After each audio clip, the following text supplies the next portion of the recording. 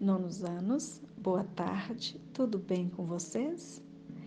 Peço para o nosso maravilhoso Deus nos conceder uma tarde muito tranquila, que Ele esteja nos perdoando, nos abençoando, nos protegendo, nos livrando de qualquer mal. Amém? Bom, meus queridos, hoje a gente vai estar estudando, né? A quarta semana, que está aí a partir da página 102 do PET volume 3. Passou muito rápido, né?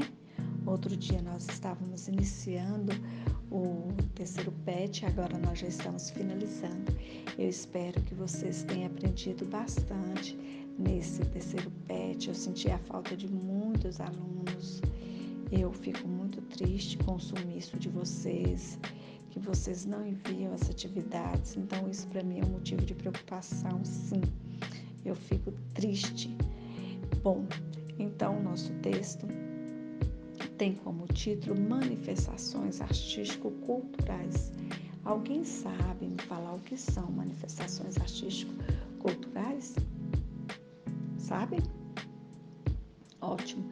Então, nós sabemos que as manifestações artístico-culturais, né, são todas aquela forma de expressão de ideias, de sentimentos que podem ser desenvolvidas através da música, da pintura, da escultura, literatura, fotografia e outros.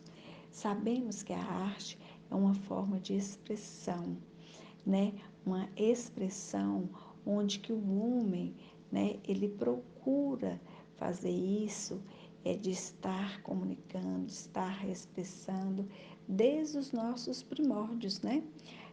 As primeiras manifestações artísticas datam no período rupestre, onde que o homem, morador da caverna, ele tinha essa necessidade de comunicar, então ele usava as paredes e teto de suas moradias para estar fazendo, né, toda essa forma que ele encontrou naquela época para estar comunicando.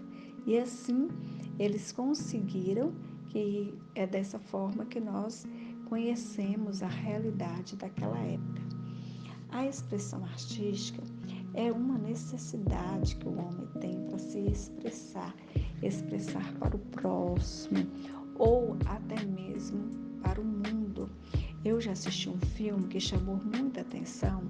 O seu personagem principal é uma criança, ele é um prodígio na música e ele tinha, né, essa necessidade de cantar, de tocar para muita gente. E aí ele tinha um objetivo para ser alcançado através da música. E ele queria muito tocar, mas ele queria tocar para muita gente. Esse filme é ótimo. Eu indico para vocês O Som do Coração. Quem puder, assista, que eu tenho certeza que vocês irão gostar muito. Bom, no nosso texto, na página 102, fala que as manifestações artístico-culturais deixaram de ser apenas representações da realidade para apresentarem ao mundo as características humanas, subjetivas e individuais, por meio do ponto de vista de seus artistas que, com seus estilos diversos, transmitiam as próprias emoções e com elas criavam diversos momentos de interação social, artística, qualquer forma de expressão de ideias podendo ser feita através da música, da pintura, da fotografia, da literatura, da escultura e outras. Então, nós temos aqui no nosso texto, né, Bumba Meu Boi, que é toda a história do Bumba Meu Boi, que é um folguedo, tradicional, manifestação folclórica brasileira, que quem não conhece vai ter a oportunidade de conhecer um pouquinho agora, tá? Então, essa brincadeira do boi, uma das mais tradicionais da cultura brasileira, faz parte dos ciclos festivos populares associados às festas de carnaval festas juninas e festas de agosto, porque na nossa cidade, né, acontece na festa de agosto.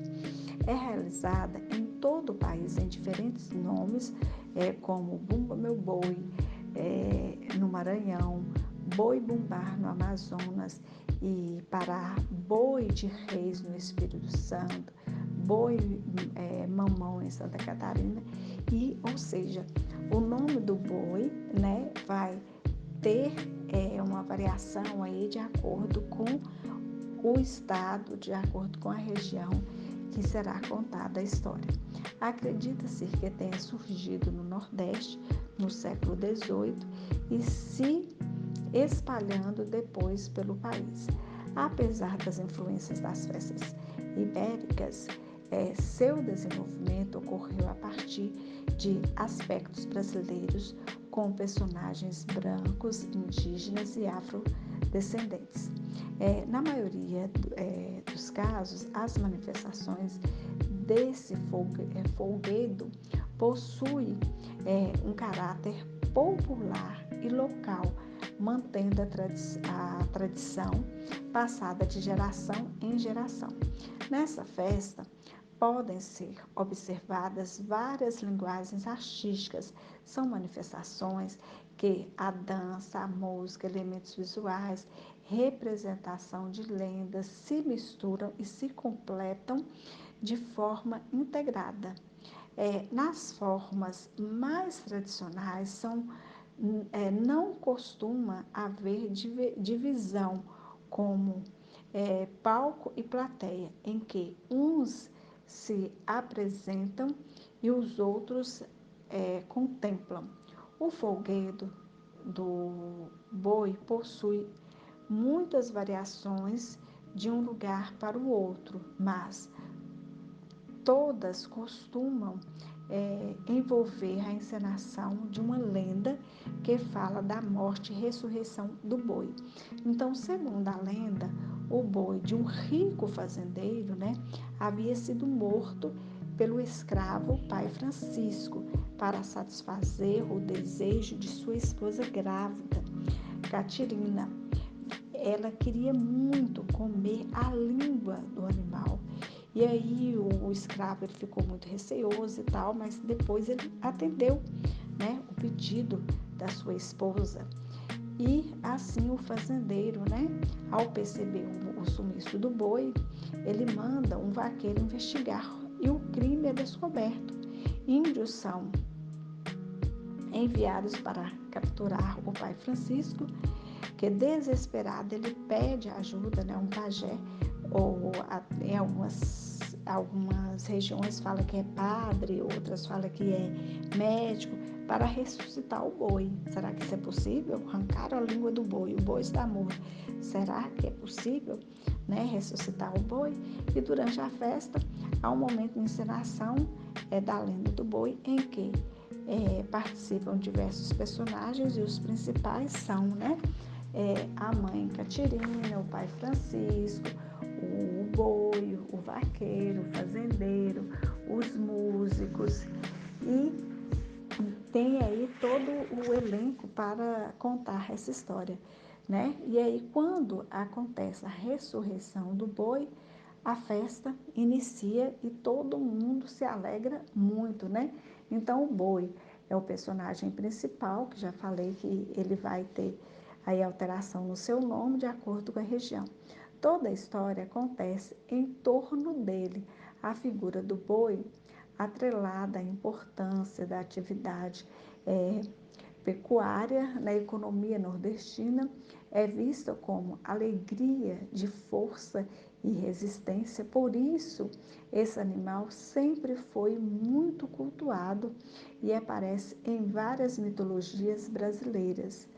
A vestimenta do boi é o principal adereço da festa, varia, né, aí de acordo com as regiões do país, que nós sabemos que Boi Bumbá, no Amazonas, a cerca de 400 quilômetros de Manaus, desde 1903, se realiza o famoso Festival Folclórico de Paratins, né? As cores vermelho e azul representam né, o boi garantido e o boi caprichoso, que torna aí uma festa, né, conhecida talvez nacionalmente ou uma boa parte do mundo, onde que esses bois eles têm assim muita aderência, é bastante enfeitado, porque é uma disputa muito grande em torno, né, desse evento, porque conta-se a história que o boi garantido, tanto o boi garantido quanto o boi caprichoso, que inicia assim, que o senhor Emílio Rodrigues Vieira teria um sentimento amoroso, né, aí pela mulher do repentista Lindolfo Monteverde. Ambos apresentam seus bois todos os anos, até que Emílio desafiou-se, se cuide, que este ano eu vou caprichar no meu boi. Ao que o repentista respondeu: pois capriche no seu, que eu garanto o meu. E aí, a partir daí, começa essa disputa. E os músicos, né, do caprichoso, eles tocam mais em forma de marujada, enquanto o garantido é mais batucada. E é uma disputa gigantesca e, assim, os acessórios, os bois têm que ser bastante enfeitados. Esse boi tem, né, o corpo todo ali, uma estrutura, ou de arame, ou papelão, a cabeça de papel machê, e tem alguns lugares que eles utilizam até mesmo a carcaça do próprio boi, né, para estar moldando, dando, né, essa cabeça bem interessante, próximo da realidade, bem realista, né, para o seu boi. E esse boi sempre, todo ano, ele vai ser bem enfeitado, mas as cores permanecem. O garantido tem aquela cor, o caprichoso, o outro, e assim tem festa por muitos e muitos séculos. Porém, esse ano, né, com a pandemia, infelizmente, não pôde realizar esse festejo. Aí vamos voltar lá no boi bumbá, que é a história do pai Francisco, perdão. Então, o vaqueiro é aquele personagem que avisa ao dono da fazenda que o boi foi morto e tal, né? E aí, esse vaqueiro, como a gente fala no Nordeste, né? A gente para um pouquinho aí para vocês pensarem como que é a característica desse vaqueiro, as suas vestes, né?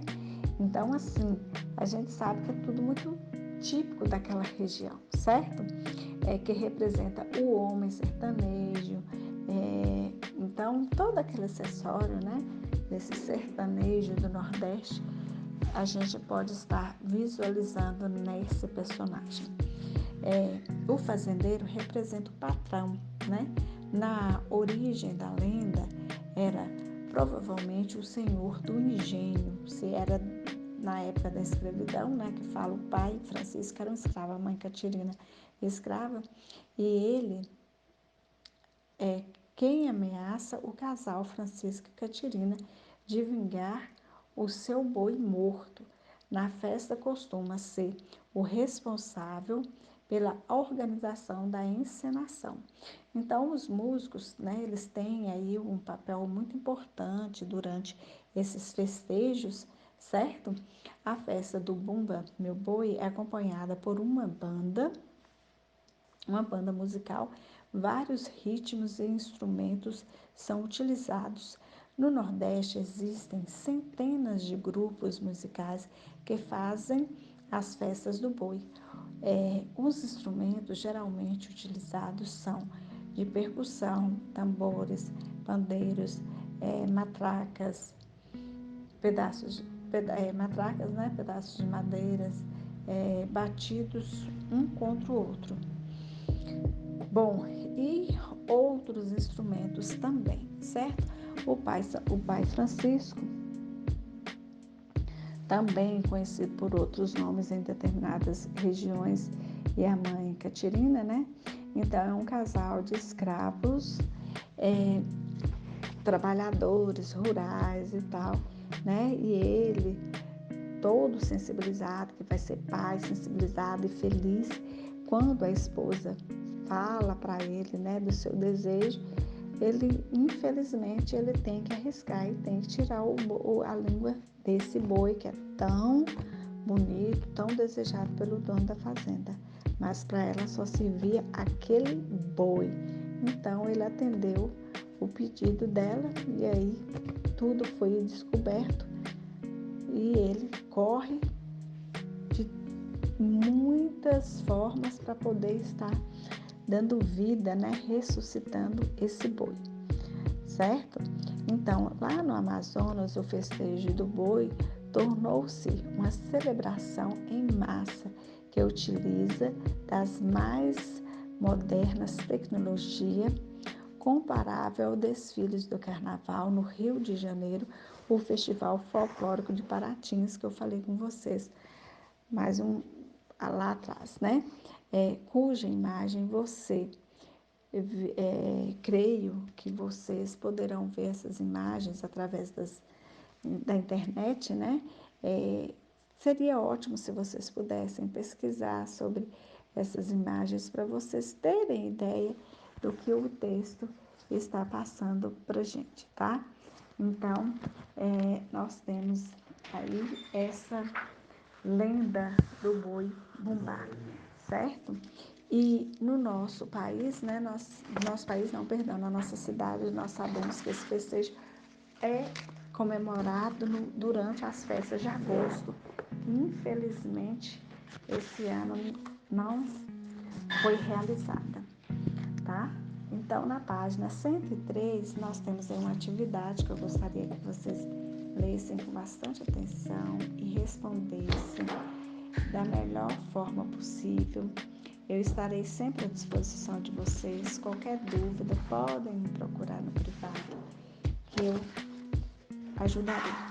Um grande abraço, uma boa tarde para todos, muita paz, beijos.